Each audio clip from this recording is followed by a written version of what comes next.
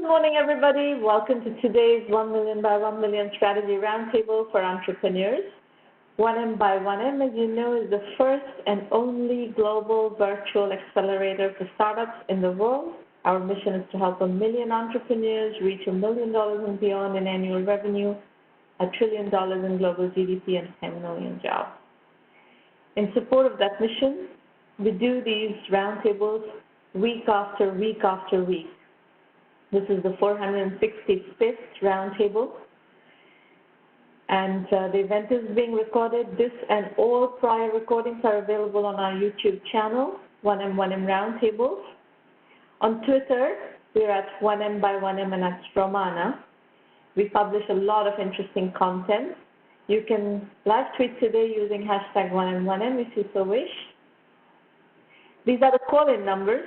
This is a roundtable, not a broadcast. We do have scheduled programming to begin with, but then we're going to definitely open this up for Q&A and audience participation. So I will put the slide up a bit later. Before we get started, I need to remind you that we are now accepting applications for the Blackboard 1M1M Social Goods Startup Challenge. Blackboard is a cloud software company that caters to a variety of social good verticals, all the way from foundations, nonprofits, arts and cultural organizations, museums, CSR groups, education institutions, healthcare institutions, and so on. And if you are working in one of those verticals or catering to one of those verticals with a product, you're very welcome to apply for the Blackboard 1M1M Challenge. You will win a scholarship to the 1Mby1M Premium Program, as well as access to Blackboard's 45,000 customers, a subset, obviously. It depends on what vertical you're working on. But it's a very powerful opportunity. There's also a 5K to 25K grant possibility under consideration depending on your venture and its fit with Blackboard strategy. Blackboard Ventures will be making no strings attached grants.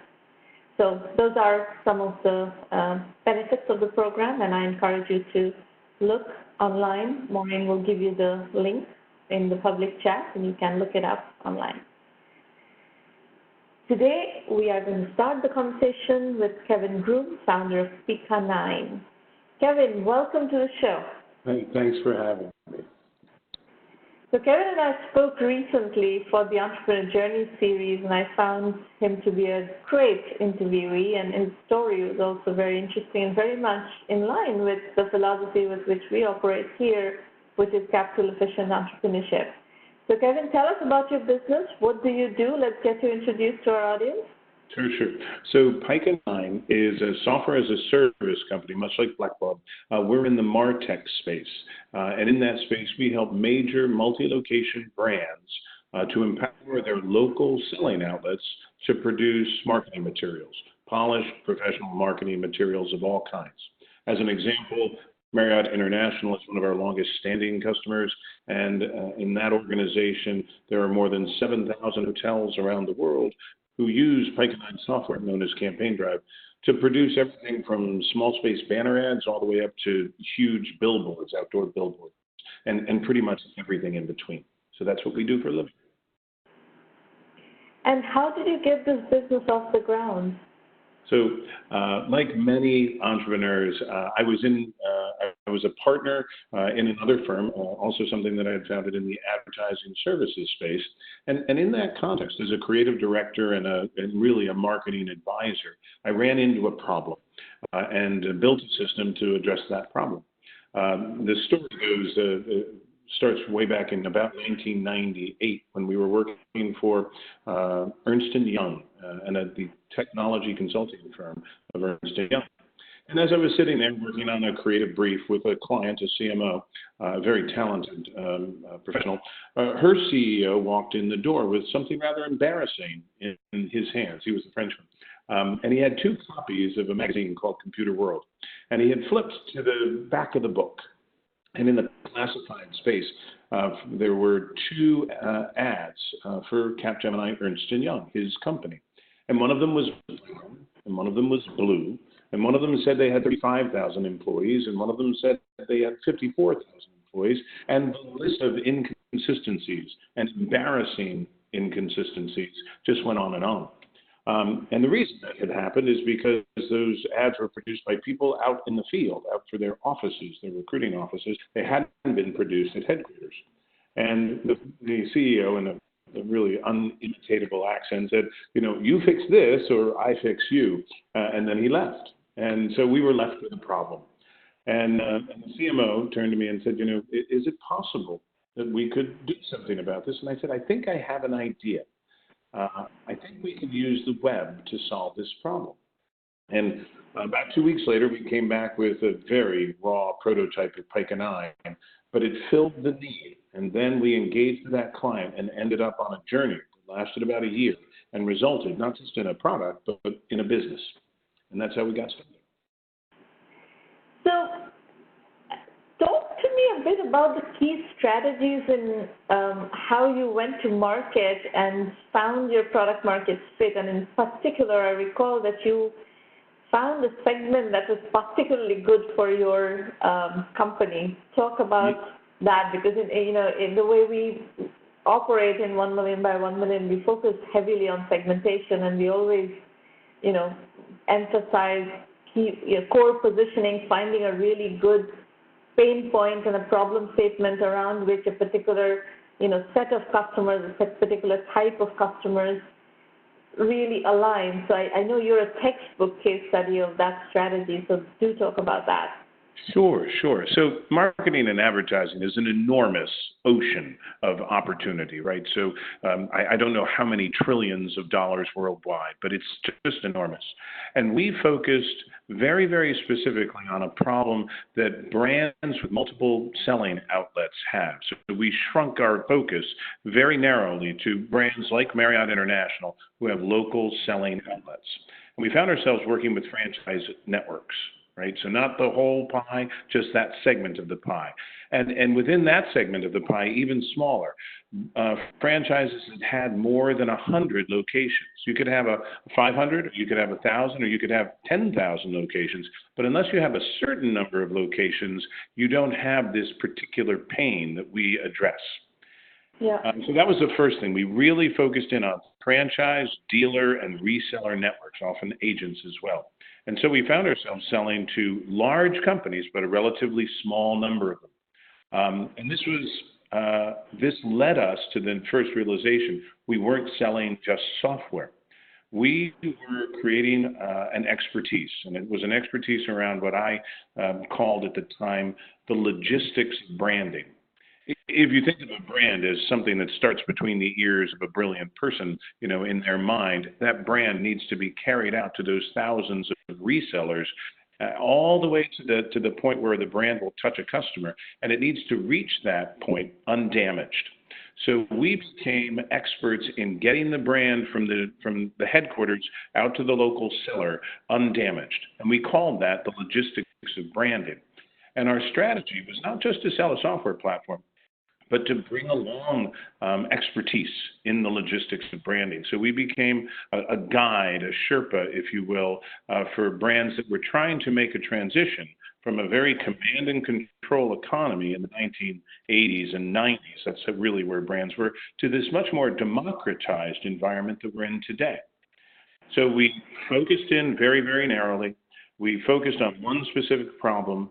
We built software to solve that problem, and then we became experts, not just in our software, but in all the issues that are related to that problem, a problem we called the logistics of branding, and that today is often called distributed marketing.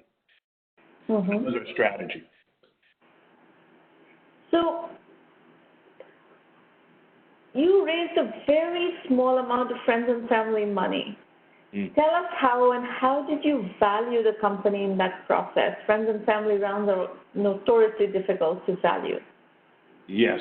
So first I would say about that one, there is nothing I think, more valuable, or there has been nothing more valuable to me as an entrepreneur than really close friends who really believed in me and in the idea. So my first investor was really not intended to be an investor at all. He was my roommate from college, and it has been a long time since I went to college. So this is an old and dear friend. But he took a look at the business when we were in our early days, really to advise me on strategy. The strategy we just talked about is in no small part due to his advice. But he became interested in the business much more deeply than he had at first thought he would be. And around him formed a group of family and friends, including his father, who was an executive with long-standing and great pedigree. And as we were thinking about this investment, John Sr. Said to me, the dad, he said, Kevin, John invested because of you, and I invested because of John, and all the other investors invested because of me. And I laughed and I said, well, John, I invested myself and my heart and soul in this thing because I believe in the idea, I believe in the team, and I believe in our customers. And he said, perfect. That's perfect. And then off we went. Now, how did we value the company? You're absolutely right, Fremont. A small company is worth what somebody's willing to pay for it sometimes. But we had the benefit of being able to say we have some comparables. Remember that we started in the marketing and advertising services category. In that world, for decades, folks valued companies about 1 to 1.5 times their revenues. So if you made, $5 million in revenues, you were worth about $5 million, or maybe $7.5 million. And that was how advertising agencies always got bought by larger advertising, agencies. But we knew something, and this was a problem that I was trying to solve at that point in my career. I wanted to build a company where the assets didn't walk out the door every night. I wanted a company that had at its core software and around which there was a halo, if you will, of services and expertise. And we knew that we could value that company higher than 1.5 times revenues to the extent that software was really driving things. At that point, when the investors came in, I was about 4 long years into this journey, and we together agreed that we were worth about 3.5 times our revenues at the time. And that was, for our investors, that was a big jump because they were still looking at us as producing marketing materials, so they would think of it as services.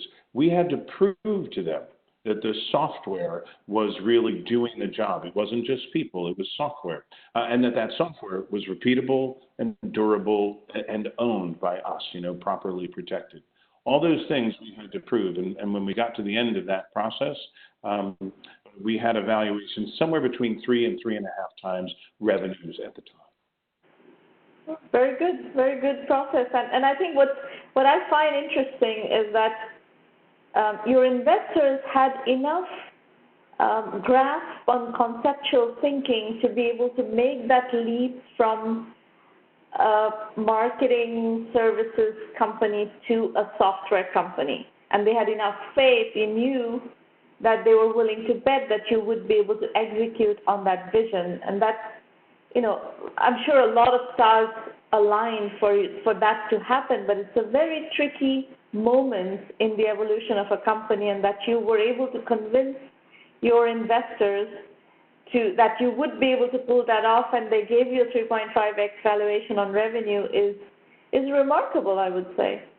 I believe there was a combination. I agree with you 100%. There was a combination of things that I think factored into that decision on their part. First, chip brands, and at that time, Marriott was already a customer, Prudential had become a customer, and so that focus on big enterprise names gave us a lot of credibility and validity to support that valuation. But the second thing was this, and I've often found this with angel investors. These guys got the vision, and I think they got the vision even faster than most of our customers did. changing. Our advertising and marketing world is changing. MarTech is software is eating the world. I think it was Mark Andreessen who said that. But and it's eating the MarTech category. These guys saw that we were a part of that larger trend. I think even more deeply saw that than I myself saw it. I was kind of on the ground, moving from tree to tree, and they were looking at the larger forest. And so there was a faith in our ability to execute. There was a faith that the trend was our friend. And I think they saw that more clearly even than I did, back in the 2005, 2006 time frame. Yeah. So we were lucky. We were very lucky. From a methodology point of view, in our the 1Mby1M methodology, we have a particular category called bootstrapping with services, which is roughly what you did. You bootstrapped using services, got these marquee customers on board, got to work with them, identified the problem, and then you turn that into a solution, and your investors basically bet on your execution capabilities on that solution. So, at some level, if you pitch it like that, and if you, and this is, I'm saying all these things for the benefit of our audience so that you can extrapolate from what Kevin has done successfully to what you might be able to do. I know we have a ton of bootstrapping with services entrepreneurs in the community. So this is a very tried and true proven track of finding good customers, working with them in a services mode, and then understanding what pain they want solved that they're willing to pay for, and then creating a product based on that understanding. So please make a strong underline on what Kevin is saying and showing in his entrepreneur journey, his lessons from the trenches. So Kevin, where are you now? What's happening with the business, and what are the highlights? What else do you want to share with the audience? Sure. So a couple of things, and I would just pick up on those points that you made.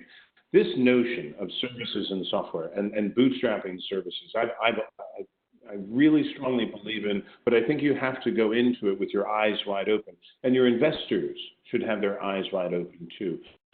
And here's why I say that.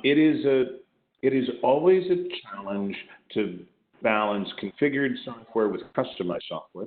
Your clients will often have the upper hand on you in the early years, and will have you customizing software that you would rather make repeatable, reproducible, and configurable. Where we've gone now, we've reached product market fit. That was years ago, and it was after we did about 100 implementations with major brands. We really figured out the feature set that we needed. That was a lot more than our investors originally thought would take. Once we got to product market fit, we began moving clients from their customized solutions to a standardized solution, and that was a cultural journey of its own.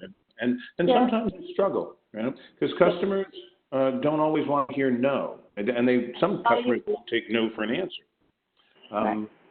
And then finally, as we've made that transition, now we're in that role that I think allows us to scale, where we can concentrate on process at every level of the customer journey, from their first contact with us to their evaluation of us and our competitors, to their selection, their implementation, and their journey towards success.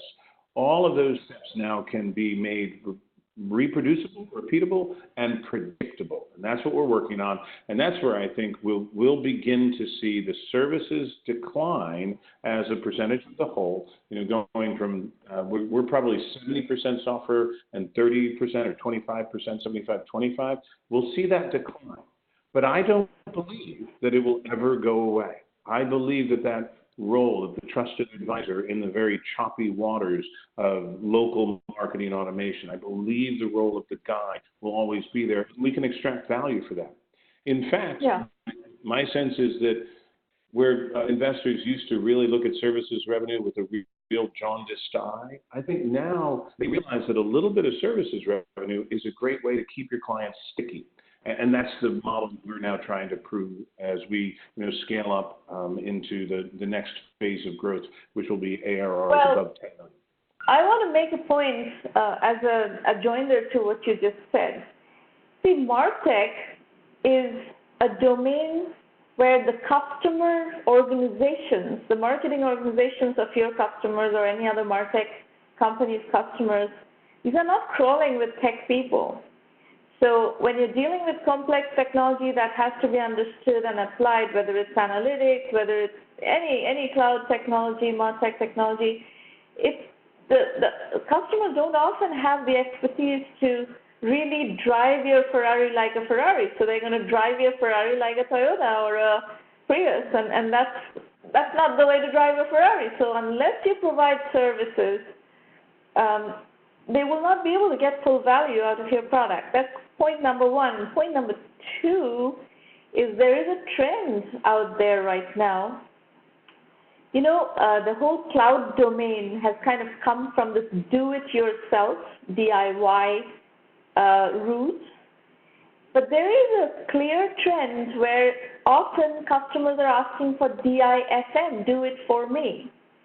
So you have to recognize that trend because they don't have the expertise to do it themselves. And the more we go in the domain of AI and whatnot, this is going to be more acute. The customers just will not have the expertise to deal with some of this stuff. So I think what you're pointing to, Kevin, is a very legitimate point that services will be more a part of the revenue mix as we move forward into these heavy-duty AI zones of technology solutions. You are either echoing or anticipating what I've heard from the technology analysts in this category. There's a great analyst at Forrester by the name of Jay McBain who says, do it for me, just as you're saying, Shramana, and also adds in there a do it with me, right? So there's a shoulder-to-shoulder kind of experience too. And I believe that successful SaaS companies in the future are really going to organize themselves so a client can decide what gear they want to be in. And they some will shift from managed service to self-service and just stay there, and others will cycle back and forth. We have some clients, for instance, in the automotive business, who every model year face such an intense amount of work that they need to move from do it myself to do it for me because they just don't have the horsepower on staff to do that. I think agencies are very much of the same ilk. Well, sometimes they'll shift up and sometimes they'll shift down. Our ability to adapt now, that's another part of, I think, where the company is going. And again, it's learning how to say to a customer, meet them where they are. I think meet the customer where they are and always be willing to adapt to them. That hasn't changed. Even as a software company, being obsessed about that customer experience, I think it's more important than ever. And there are expectations of our ability to do that are probably growing more rapidly than our ability. We're always running to catch up, with the customers. I've talked to a number of CEOs who have built their entire businesses on the do-it-for-me model for these high-end intellectual horsepower heavy areas like, analytics is a big one.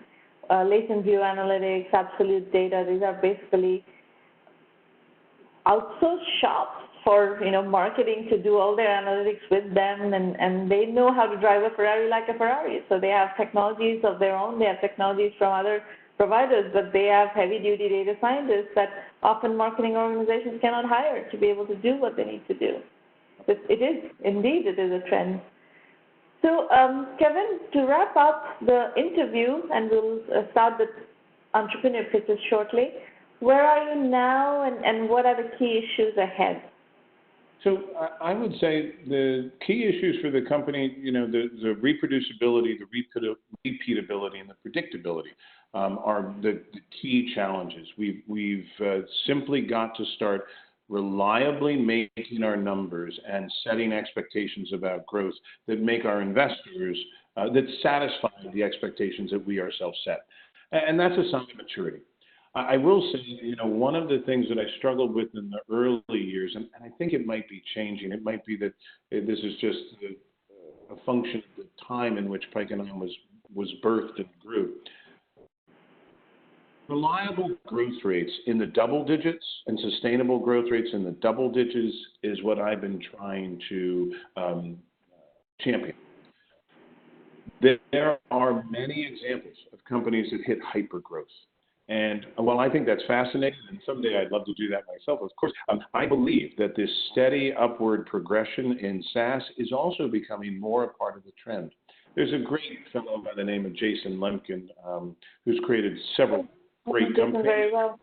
Yeah, he's just I follow him and really appreciate so much of what he says. And I think it's because he humanizes the SaaS promise and encourages you not to look at a 25% growth rate or a 20% growth rate as a failure. I think it's really important, especially for entrepreneurs. And it sounds to me like, so many of the folks that you serve are in that tough part of the journey.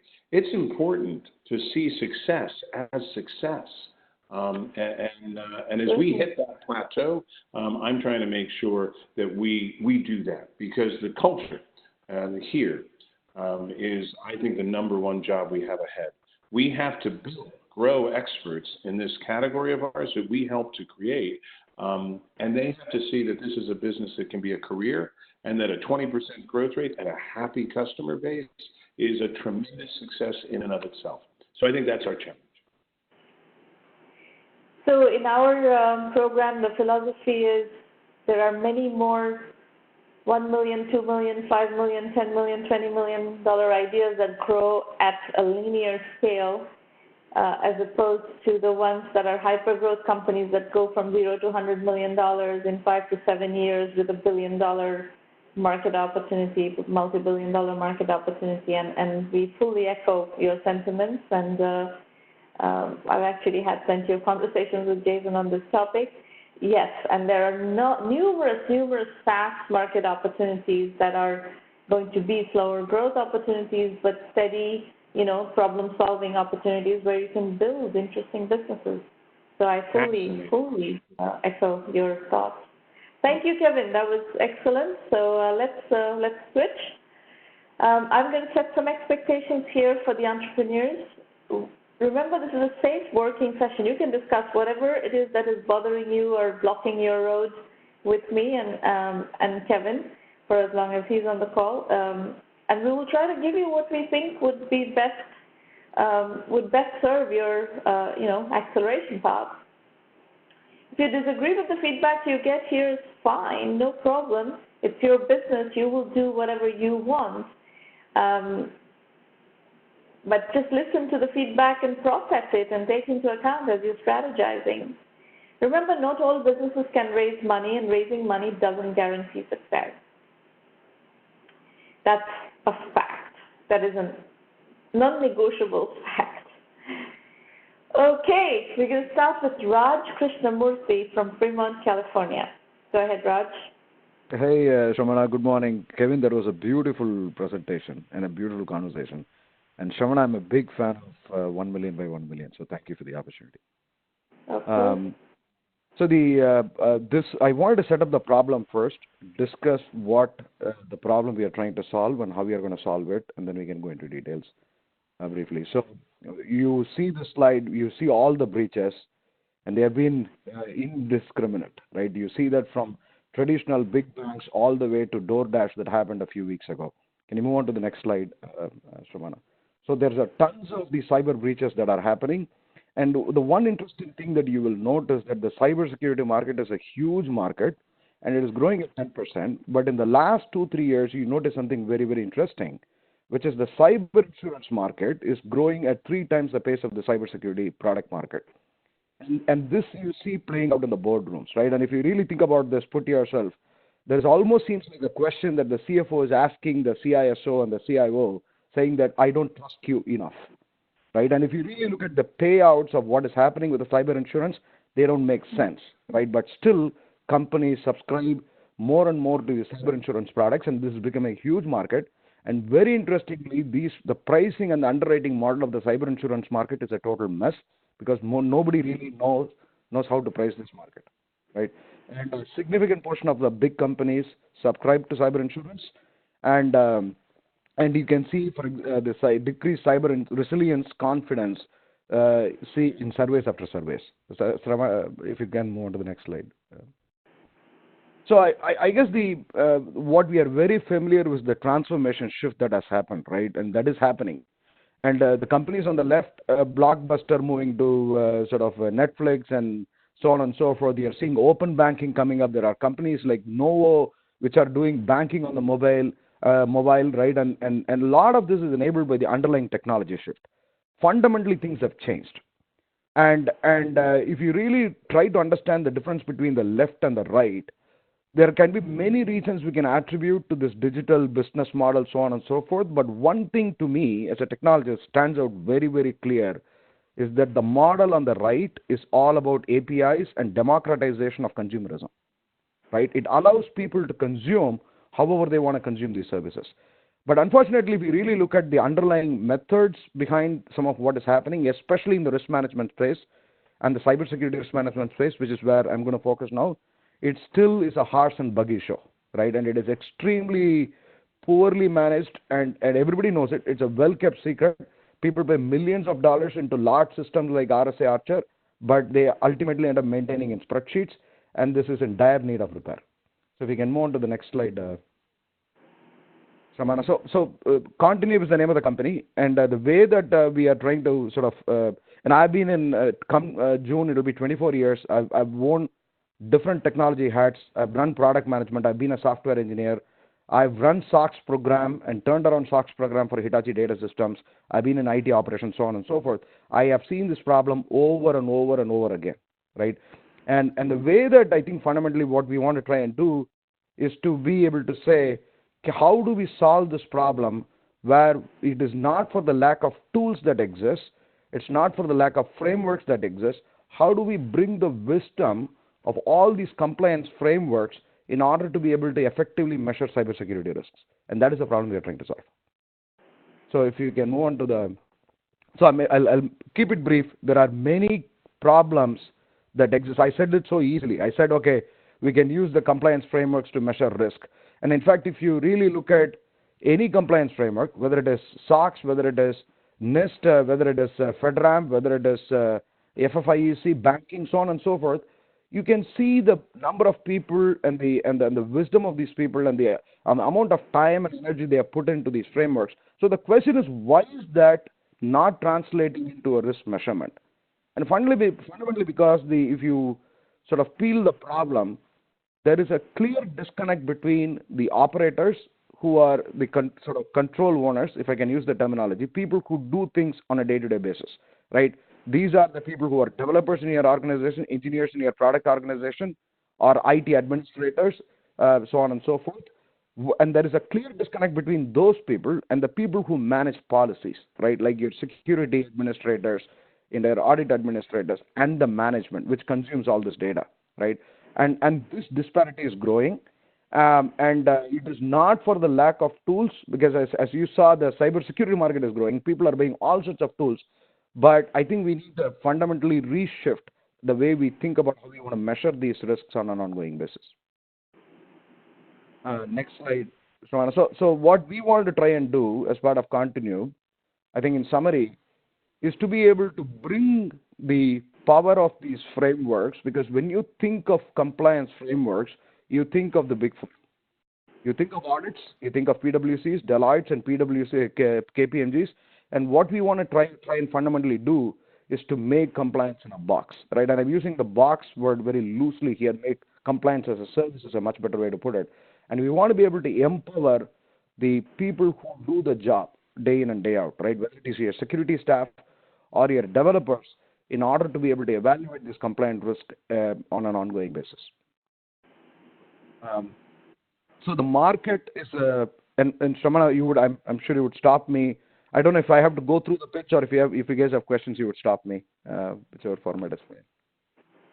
You are preparing this pitch for a contest that's coming up shortly, and you're a member of the 1Mby1M premium program, right? That's correct. But I don't think I've seen this presentation before. How long have you been in the program? It is going to be almost 9 months. and you haven't taken advantage of the program. You're coming to me at 9 months in without ever using the program, and you want me to fix your presentation for Saturday. That's interesting. No, that's not my intent at all. The intent for me was that you're absolutely right. I actually met you once in person, and I have been using your program in the sense that I'm a constant visitor to your to the site and looking at the documents and the collaterals that you have there. So it's not that I've not been using the program, but you are absolutely right. I think I should have engaged much more frequently than what I'm doing. My intent today is to use this opportunity. The number one comment I have is, I don't know how much time you have for your pitch, but you are taking a lot of time in the front end, and in the back of my mind are questions that I would like answered much quicker. So I'll just give you that, and I think that is the way investors view presentations, and I think the kind of people who would be judging your pitch on Saturday are people who will be thinking like investors, right? So They will want to know, whom are you selling to? Like within the cybersecurity organization, whom are you selling to? And what is the TAM? So here, I get the sense that you're showing a top-down TAM, and investors couldn't care less about top-down TAM. So if you've been using the 1 million by 1 million curriculum, please go and check out how to calculate a bottom-up TAM analysis and put together a bottom-up TAM analysis that makes sense. Otherwise, people are just going to, the minute you put on a slide your addressable market is $90 billion, people just gloss over it and they'll say, oh, that's top-down, that's useless, we discount that. This entrepreneur doesn't know how to do TAM analysis. That's what you are doing. That's what you just did by putting the slide up here. Got it. Just to add, I mean, it is not tops-down TAM. It is a bottoms-up TAM. Maybe I have to re-represent this slightly differently. The reason it is a bottoms-up TAM is that there are close to around 150,000 plus companies that have a revenue of more than $10 million in the U.S. Right? And the way that we arrived at this number is based on the amount of money on average they spend on such services, on compliance activities, and how much of that is automatable, and how much of that can we possibly get in a steady state. That is not how we do bottom-up TAM analysis. Please go study the module on total available market sizing and put together a proper bottom-up TAM analysis. Under no circumstance, this company that you're doing, I've already figured out what you're doing. There is no way this company is going to have a $90 billion TAM. And the minute you put up $90 billion TAM on the screen, the people who are judging you are making a note, oh, this entrepreneur doesn't know how to do TAM analysis. That's my number one feedback, and you need to fix this before Saturday. Will do. Thanks, Shramana. So, in summary, the crux of what we do is that you can take any the compliance cybersecurity framework. You can attach it and execute it to any application scope. You can say, for example, I wanted to go evaluate my compliance posture against my group of assets in EMEA or APAC or this particular division. And you can run it anywhere you want. You can run it on a public cloud infrastructure. You can run it on a private cloud infrastructure. And you can integrate that with any of your continuous delivery pipeline. Right? And that's sort of the crux of the solution that we offer. So where is the information about traction, validation, etc.? You're already 10 minutes into the pitch, and I haven't heard anything about traction, anything about validation. Again, these are things I want to know upfront. I want to know a little bit about the product and what you're trying to do, the pain you're trying to solve. But then I need to see what is the traction on this very early on. Otherwise, the question that in the back of my mind is this a concept stage company? I have no idea what stage company this is. Got it. You go on and on about product, but in the pitch that you are getting ready to deliver, that's not the way to pitch it. Okay, got it. So if you can move on to maybe I'll skip this slide, Shramana, if you can move on to the next one. So we are in and maybe I'll talk about not so much the go-to-market. I'll come back to this. Maybe next slide. I wanted to get to the question that you asked me first. And one more, please.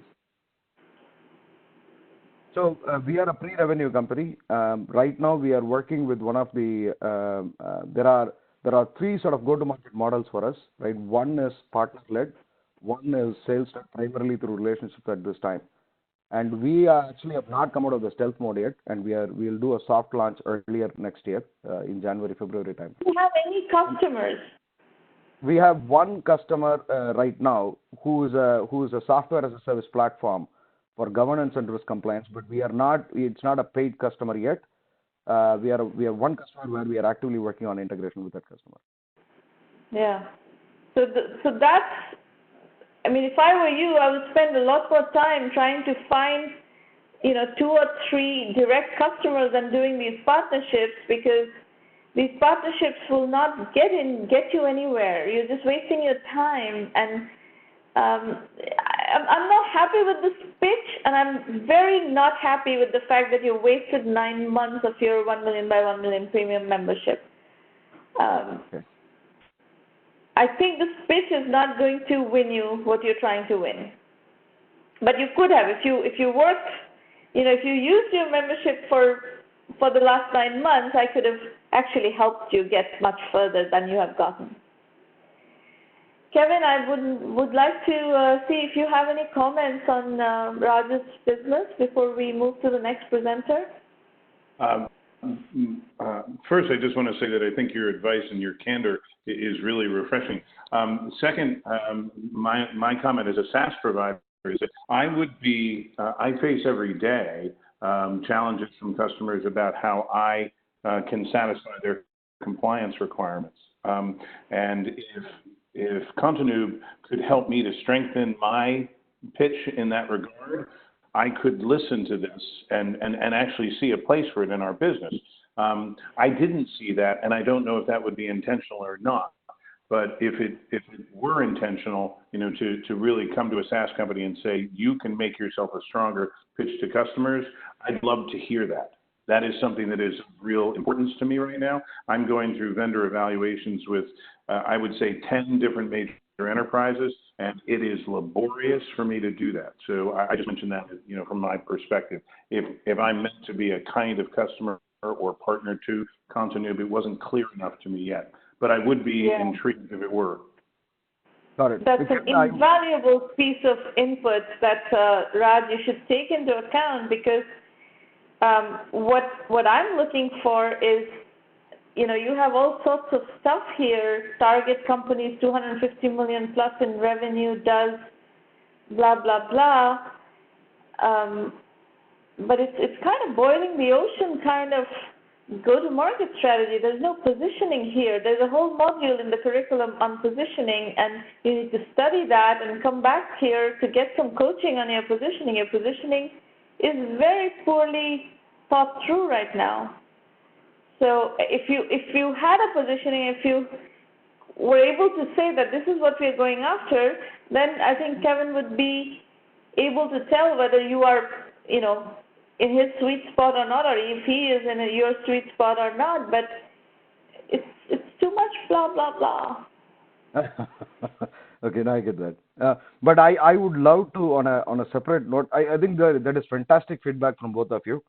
And I will take that into advice. And Kevin, I would love to sort of circle back and touch base and explain if we are of any value to you. Oh, sure. You should do that. You should contact Kevin and follow up on this conversation. Absolutely. Yeah, please feel free.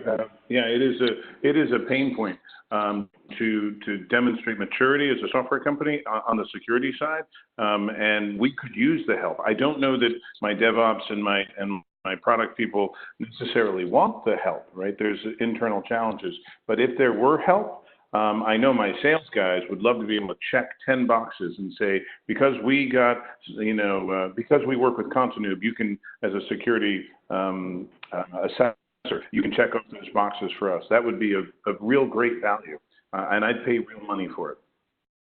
Absolutely. Thank you. There we go. All right. Thank you very much. Candid feedback. You're very welcome. You can follow up with Kevin offline. I will move to the next presenter. Aditya Bhairi is next from Los Angeles, California. Aditya, you on the call?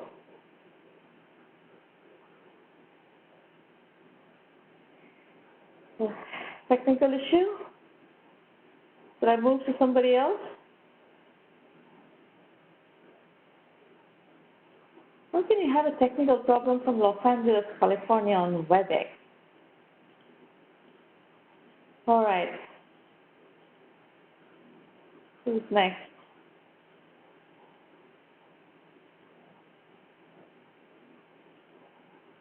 Sushil Goel, are you online? Could you unmute your call and do your pitch next?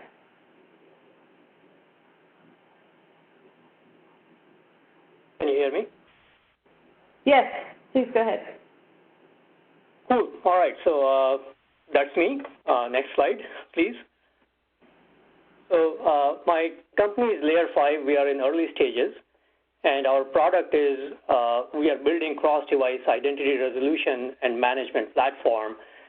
This is in the MarTech and AdTech space. So Kevin, I would really appreciate your feedback as well. And basically, our product is enabling or helping enterprises to realize full value of their consumer data. Next slide, please. So the problem currently is that B2C enterprises are leveraging only a fraction of their consumer data. And the reason is that consumers are interacting using multiple devices and channels.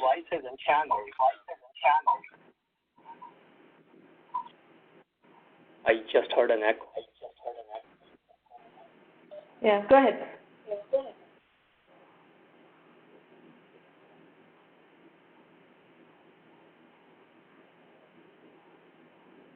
Sushil, you're going to need to unmute your line for us to be able to hear you. Your line is muted. Can you hear me now? Yeah, we can hear you. So what I was saying was that consumers are interacting with an enterprise using multiple devices and channels, and enterprises are ending up with creating a lot of identities or IDs for a single consumer.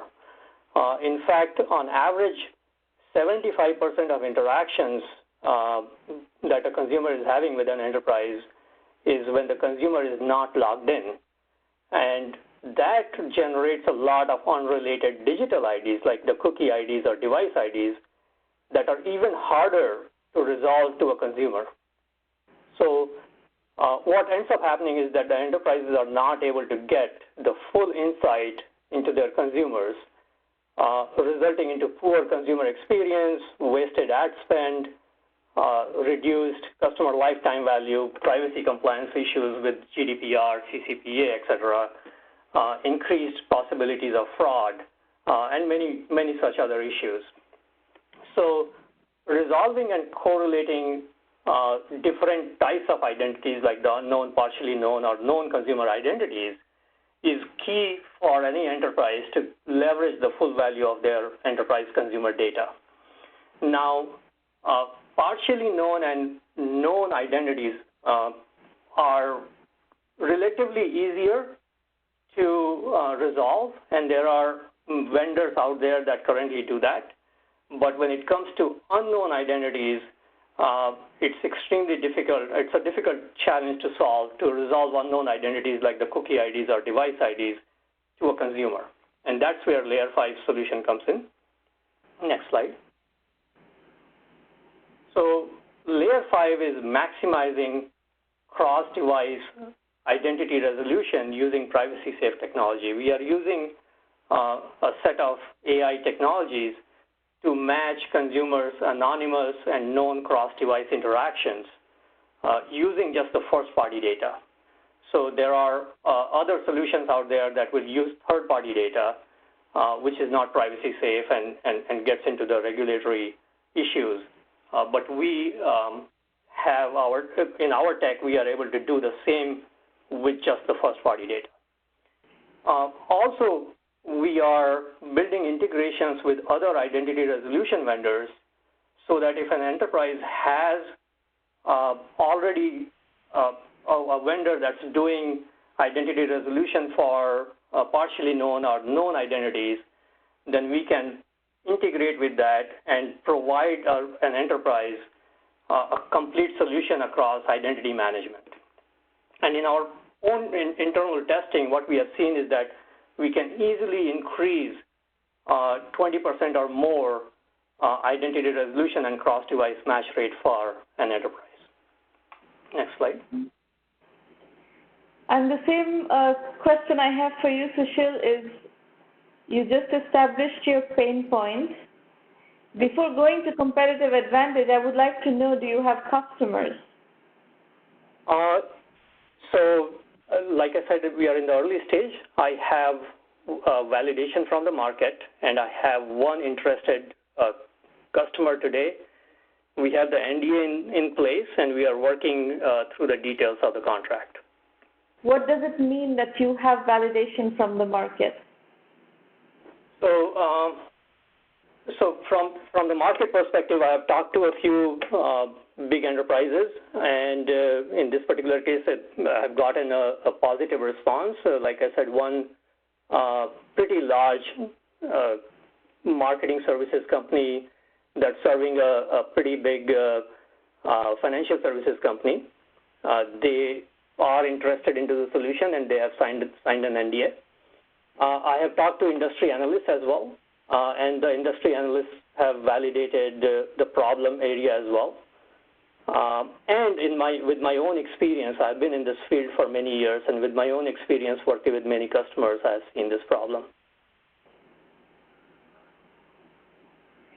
Okay, and so if you want to pitch it that way, if you're pitching yourself as the key domain knowledge provider or the person with the domain knowledge who has experience of the problem, then I would recommend that after you explain the problem, the pain point, you talk about your background. So what track did you come up from, and where did you encounter this problem? How do you know about this problem, and what is the context in which you are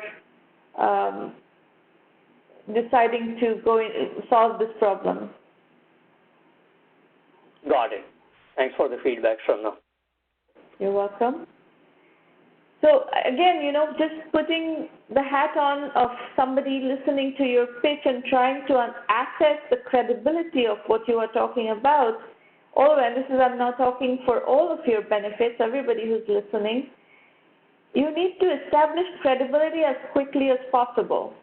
So for a problem that you're trying to solve, when you want to articulate the problem, the immediate next thing that we are all looking for on the receiving end, on the listening end, is this real or is this a fantasy? What is the validation of this problem? And there are two ways of doing that. One is you could have customer validation, and even if you don't have paying customers, if you have customers who are engaged and giving you input in designing the product, validating the pain point, that is customer validation. The other way is if you have come in with domain expertise. By the way, domain expertise is prized in the industry. If you have domain expertise in a particular domain, and if you have encountered the problem and built a solution around that problem, that is very credible, which is what Kevin talked about to you earlier, is that he encountered the problem, he knew the problem inside out, and then he went on to build first a services business and then a product company around solving that problem. Right, Kevin? Yes, that's right. And, in this category, which I'm fascinated by, again, many of our clients have this problem, but I think you have the challenge in this market of a lot of vaporware has been promoted, especially around the notion of identities being resolved via AI. I think the path is right, but I believe a lot of vapor has been, a lot of clouds have been created. And so when Shramana says credibility is everything, I think I would double down in this particular category precisely because so many people have said they can do it, and then I believe have failed to deliver fully on their problems, on their promise, excuse me. So I would agree with that 100%. Thanks a lot, Kevin, for that feedback. Very insightful. And Sushil, also on TAM, I would have the same feedback to you as I had for Raj earlier, is that you need to do a bottom-up TAM analysis. Yes, Shramnath. So I don't have the full TAM analysis yet.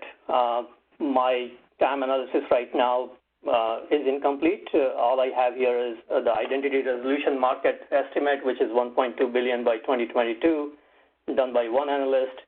but the TAM is not just that. Down, you need a bottom up. Yep. The customer acquisition strategy, this is where I definitely need a little bit of your feedback and input and help. So currently I'm looking at it from 3 different perspectives. One is that I need to get some POC customers, which I have identified one. Like I said earlier, NDA is in place and we are working through what that contract is going to look like. The method that I'm using is network outreach intros. Sushil, what are the terms that you're putting in the POC? So in the POC, in terms of the terms, basically, right now we are saying that this is going to be an on-premise POC where the software will be installed within this marketing services provider's premises, and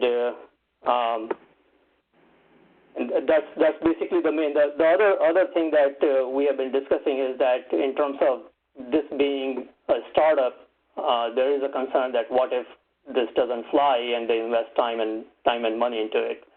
So that's one consideration that we are having, that what happens in terms of the IP if the startup doesn't fly. And I don't have a full. What are the terms, agreement terms? What is it, a paid POC? Is it a free POC? When do they start paying? What do you need to provide in terms of proof points for this to turn into a paid customer? This will be a paid POC, so the discussion is around this being a paid POC. So do you have a pricing model that you've designed for what you want to do? So my next slide, I do have some thoughts around the pricing model. This was the validation slide, which I'm going to put it on the top early on after establishing credibility, but we talked about this.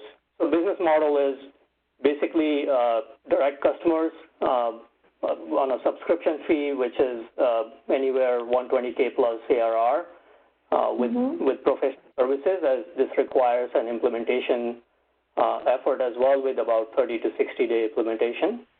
The other business model is doing tech partnerships with other providers in the MarTech space, like the marketing platforms or customer data platforms, etc. That any platform that is dealing with consumer data has the problem of understanding consumer intent fully. And there again, I am estimating that we'll be able to get something similar in subscription also, although that subscription will be for the full tech partnership, not just for an individual client. About 120K, 180K ARR. That you would be able to get 120K to 180K per year in this POC? Yes, on the POC as well. That's my hope. This is a large customer, and I think that the customer will be open to that kind of 120K for the POC. Okay. Okay. Besides the feedback that we've given you, do you have any other questions? So the question is around traction. What suggestion would you have to get traction? This is still early stage, but one thing is that the target market is large enterprises. This, as you can see, in terms of the cost, it won't come out as a positive ROI for smaller customers. So how do I get traction with the larger companies? So who is the buyer in the POC that you're doing right now? Who is the buyer? So the buyer is the MarTech technology leader in the company. So then you're going to have to make a list of the MarTech technology leaders and the kinds of companies that are in your target audience, and go start discussions with them. Use LinkedIn and start talking to them. And that's my space too. I would just offer, Shimana, if I may. Absolutely.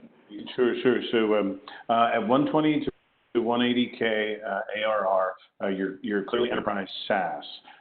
In the MarTech space, where there's now more than, I think Scott Brinker is telling us there's 9,000 companies, that person you're trying to reach is getting contacted by 9,000 companies. So their attention span is super short. The sales cycle for us, that's our space. The sales cycle, and our ARR is a little south of that, I would say, in our average annual revenue on a recurring basis, or a little south of that. And our sales cycle is measured in multiple months. So just be prepared for that. Here's a quick suggestion, because I think you're in an intriguing category. If your software is sufficiently mature that I could just give you a very small subset of customer data, a couple hundred records, a couple thousand records, if you could take a small sip of data and perform what I like to call a magic trick, you could get my attention. Because the problem you're talking about, the resolution of identities across all these different devices and all these different touch points, is definitely something that people feel. And you're absolutely right. The market has thousands upon thousands of potential customers in it, but you've got to break through a lot of clutter, and that is a difficult thing to do. There's an old song, software, really good software is indistinguishable from magic. If you could say, here's a couple thousand records, give them to me, and I will tell you who they are. I'll show you where the device identities match through my tech, and you could give me a magic trick. It's not a meaningful, business transaction. That would break through the clutter. That's the kind of thing that would help to get conversations going, because and I think it's going to further, if you can position it for the kinds of customers that really have need for this more narrowly, not just by size, but also maybe segments, the types of companies where you're getting traction already. Like if you're getting traction in financial services, then maybe look at other financial services that have the same kind of use case and same kind of, and where if you'd say that, we are already working with such and such financial services company, that would carry weight and help you accelerate the sales cycle. Getting the first customer is very hard. Getting the first 5 customers is very hard because you don't have customer references. The minute you start developing customer references, it becomes a little bit easier. But nonetheless, I would budget, given the price points you're talking about, I would budget easily a 3 to 6 month sales cycle at this stage. It may compress as you go along, but at the beginning, it's going to be 3 to 6 months. All right, Sushil? Thank you. Thanks a lot. That's very great feedback. Thank you, Kevin. Of course. Thank you. All right. Aditya, are you online on the phone?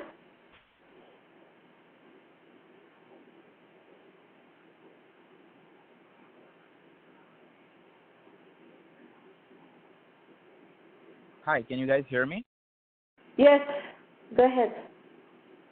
Oh, perfect. The audio is finally working. For some reason, the audio wasn't connecting from WebEx, so I'm using my phone for the audio bridge.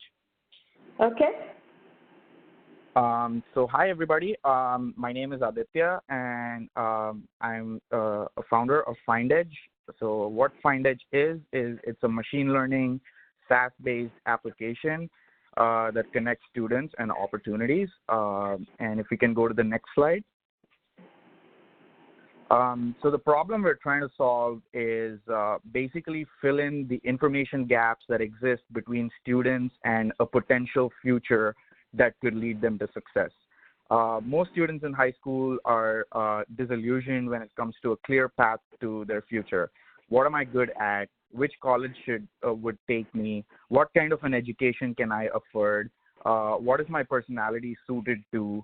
And will I be able to afford a particular major, a specific program? If I cannot afford a certain program, how do I go about picking up the learning that I need? And Find-Edj is aiming to fill those gaps and inform the students about the different opportunities that they have in their environment. So what we do is we engage with high school students. We help them make smarter decisions with respect to their education, majors, colleges, and careers. And why we do it is really important because we believe that to save students from making potentially harmful decisions that could negatively impact their lives, like going into debt by not enrolling in college, by not signing up for a boot camp or a coding school that could potentially change their lives, put them on the path to success. And how we do it, we use artificial intelligence, we use data generated from 3 different clusters, and we engage with the student persistently. If we could go to the next slide.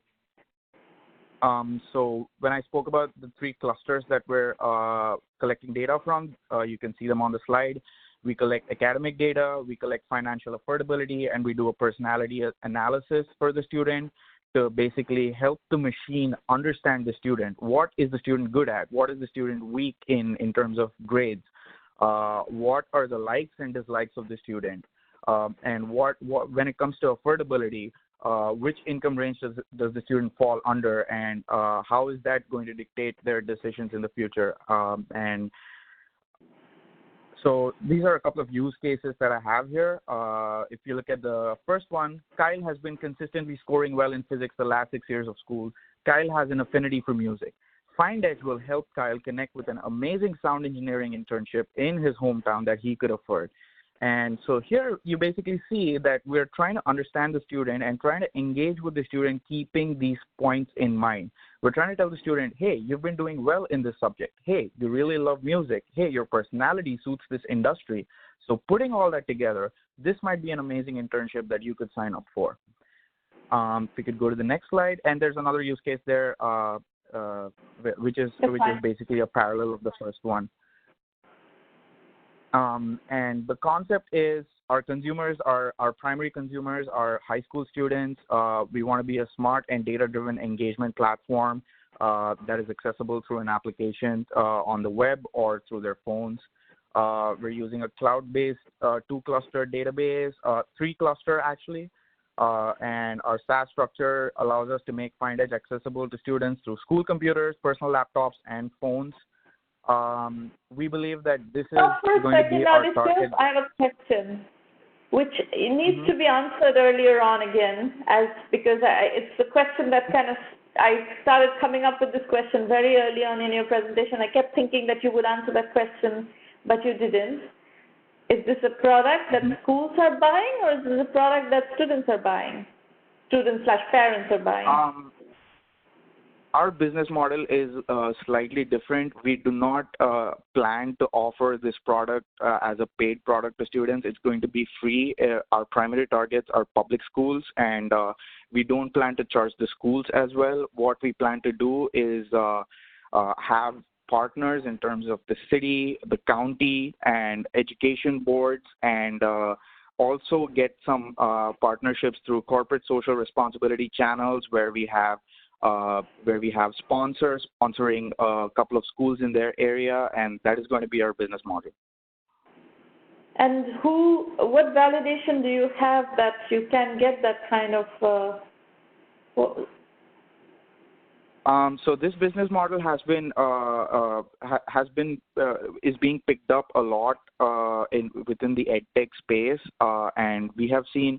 When we did our validation phase, we spoke to career counselors, we spoke to high school teachers, we spoke to principals of schools, we spoke to some representatives of the LA Unified School Board District, and we figured that they have a lot of CSR funds that come their way, and they're coming in from companies like Capital One, Chase Bank. They're coming in from partners like the City of Los Angeles. And that is how we plan to raise investment, or, they are going to be the ones who are paying for the product, and we want it to be free for the high school students. Do you have any customer right now? No, we're still in the idea development phase. We just barely put together our algorithm. We're putting together the nuts and bolts of how it's going to work. So we are in a pre-seed phase. I'm very unconvinced about the business model. Kevin, what do you say?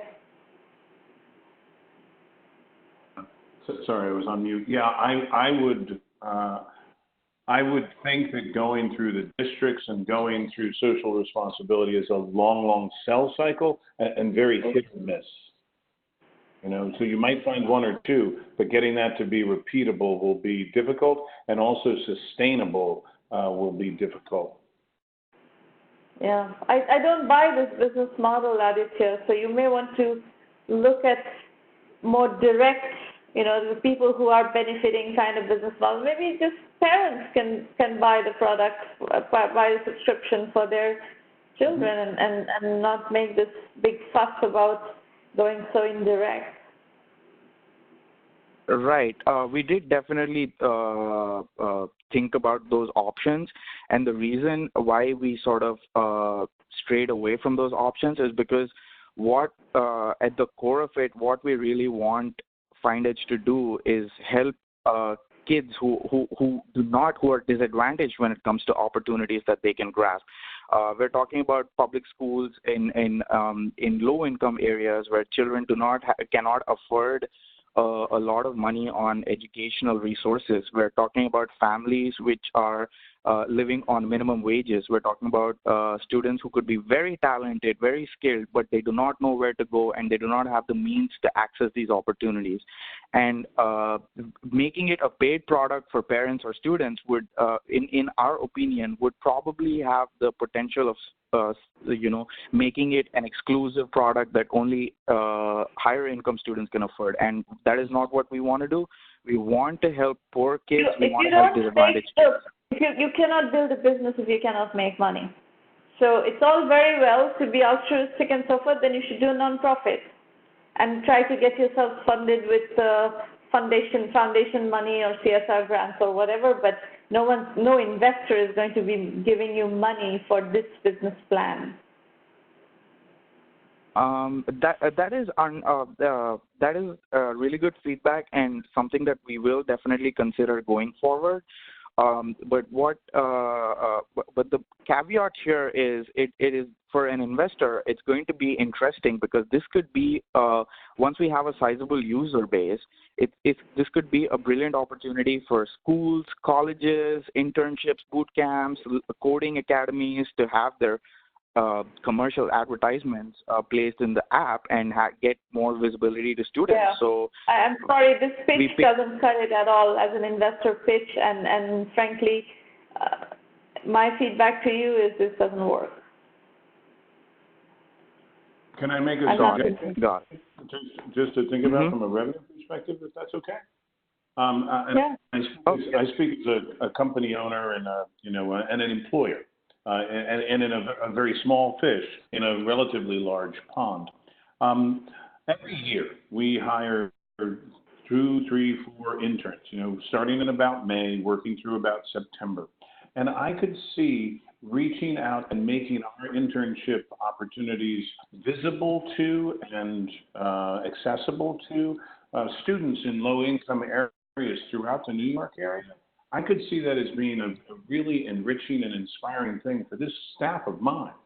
So here's the thing to think about, because I agree with Shramana 100%, got to have a way of making money. I actually believe that my HR people would be willing to pay on an applicant basis or on a placed internship basis for people that you connected us with. Right. So yes, I could go to I live in a town just north of the city, and kids come to me all the time and want to be interns, and they're from, let's face it, kind of privileged backgrounds, and they've got more than enough opportunities. But 2 towns over, there are kids who I never meet, and who really an internship at our company could be life changing. I think that our HR person, it's not my decision, but I think our HR person would be happy to pay $50 for a placed student. Or $100.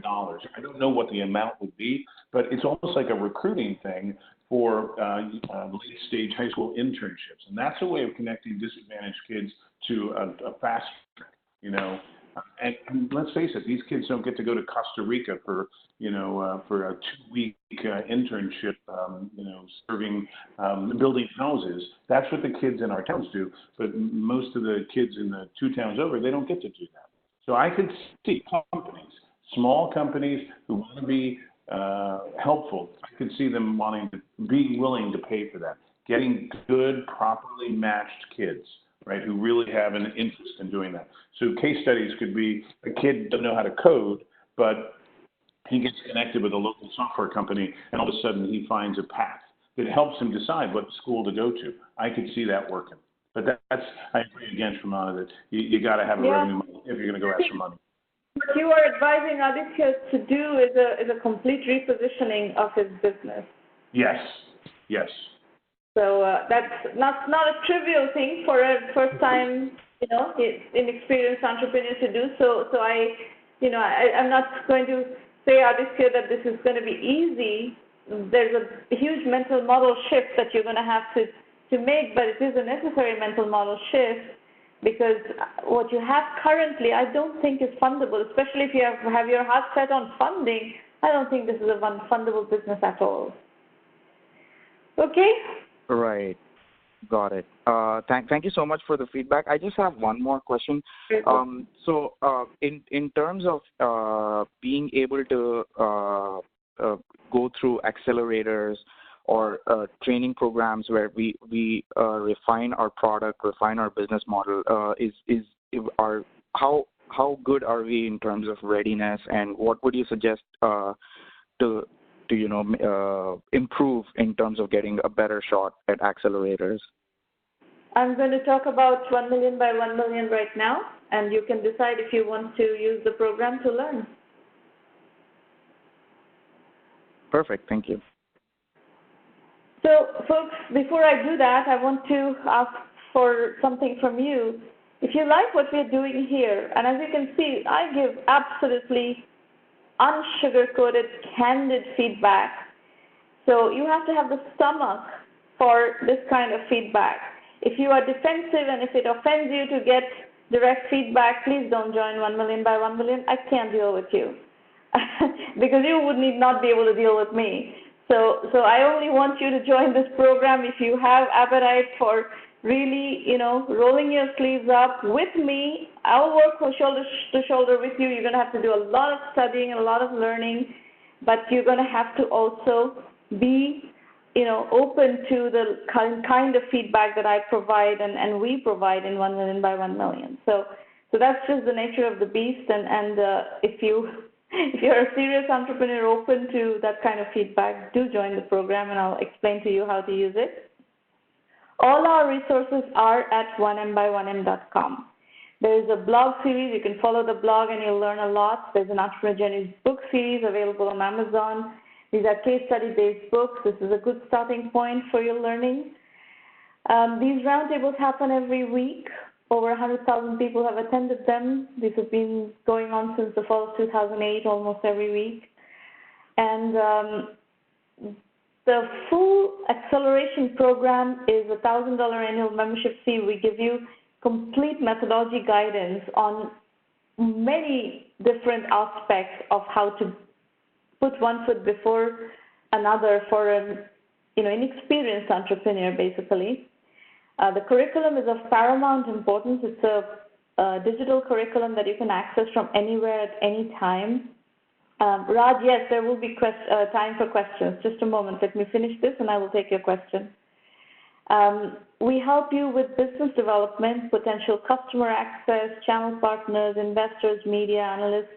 I'm working with a company right now that is an AI company that really focuses on automating and making it measurable, the media buying process for marketing organizations that spend a lot of money on media, basically, advertising. And I just introduced this person to a CMO who this morning is going to, the meeting came together in 2 days. This morning they're meeting to discuss how this technology can be applied to this particular CMO situation. So these kinds of things happen a lot in the program. We do have a terrific Rolodex, and we let our premium members leverage that Rolodex extensively. So the business development part is very, very significant. And we help you on your project, the kind of strategy consulting, coaching, mentoring, whatever you call it, that you experience today, you are going to experience in a private members-only forum if you're part of the premium program. But you're going to have to use the curriculum and constantly come to the roundtables to discuss. The reason I'm a bit kind of disappointed with Raj's situation is that there's so much I could have taught him in the 9 months that he joined the program but didn't use the program. So this is like a gym membership. If you join the program, you pay the subscription fee, and then you don't use the program, then basically you don't get any value out of the program, right? This is not something, you cannot lose weight unless you use the machines in the gym and do the workouts. Okay, one more point. If you're looking for funding, yes, we have a tremendous investor network and we make those investor introductions as well, but not unless we deem you fundable. So just by joining the program, you cannot automatically get routed to investors. You're going to have to convince me that you're fundable. I will help you with lots of feedback. We have prepared lots of companies for funding.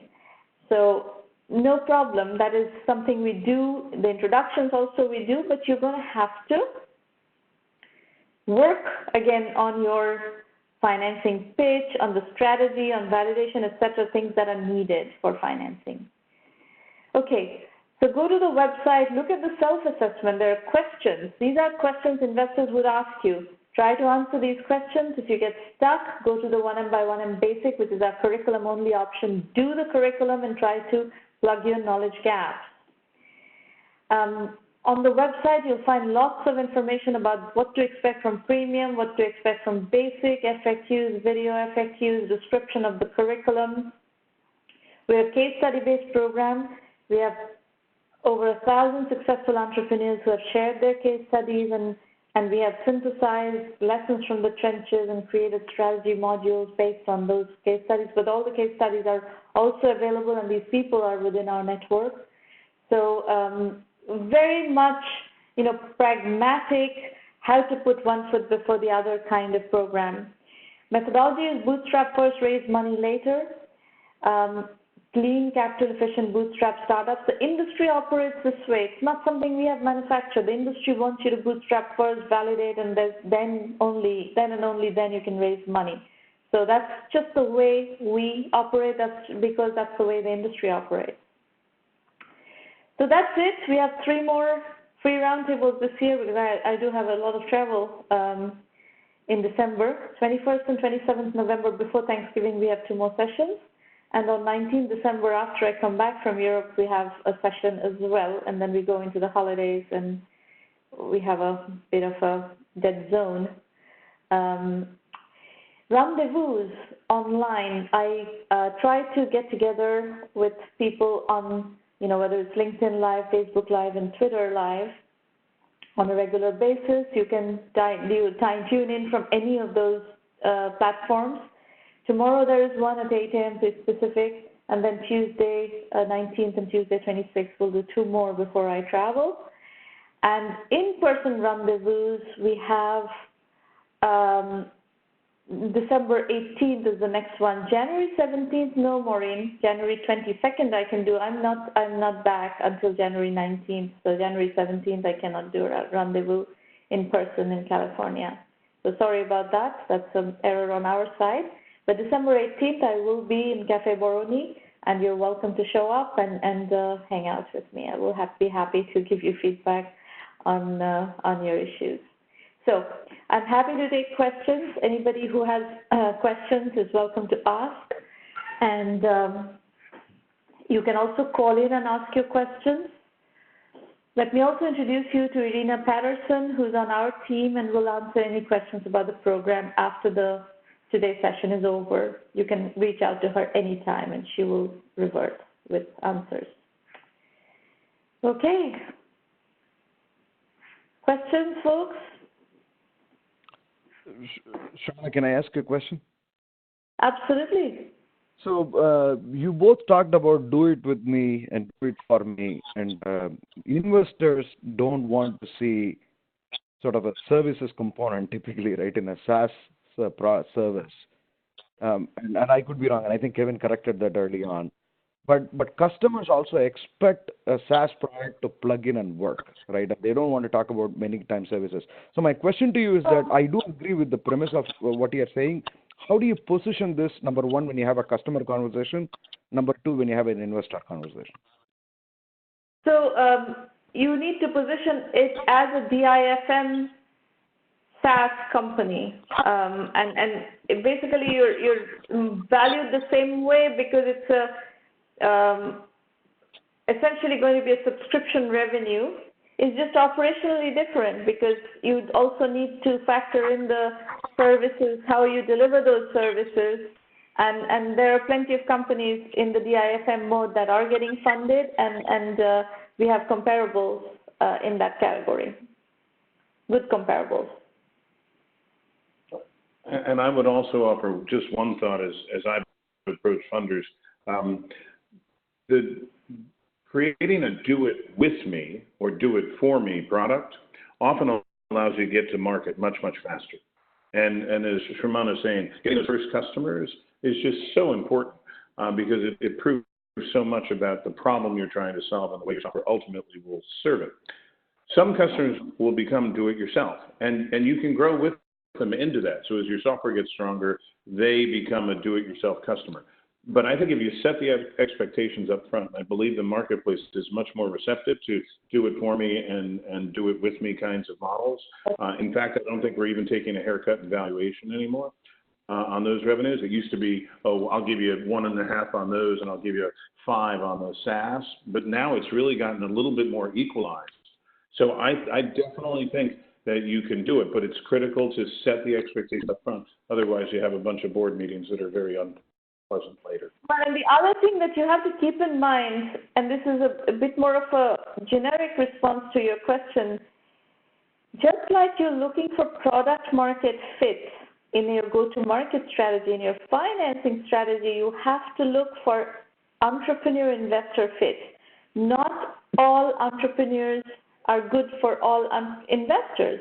So investors have preferences. I know personally do-it-for-me investors, but not all investors are do-it-for-me investors. You have to find investors who would be open to do-it-for-me business models and not balk at it. So that's just the reality of how this business works, and that is the reality about everything. Like not all investors will invest in healthcare IT. You need to find investors who have expertise and interest in healthcare IT, and so on and so forth. So that's just what I would say is the key issue. Thanks. All right. Anybody else? Any other questions? I had one question on the social good competition that you spoke about earlier on the call. Would you be able to give us more insights as to how to prepare ourselves better and how to position ourselves so we have a good shot at least making it to the short list? Well, the first thing you should do is go look up all the information that has been offered online. So Maureen has provided you with the link. So click on the link, listen to the video that is provided, which explains this challenge and so forth. And if you have still questions after that, you can come back next week and we will discuss. But if you haven't done any research on what it is and how this company operates, what that company is, and what are the requirements of the challenge, there's no point for me to try to reinvent the wheel and have a 30-minute discussion with you on this topic because I don't have the time. Got it. Okay? Thank you. You're welcome. All right, folks, I think we're going to wrap up because I have to jump on another call. Thank you very much for coming today, Kevin. It was fabulous having you the whole time and collaborating on this episode. We will be in touch. Bye, everybody.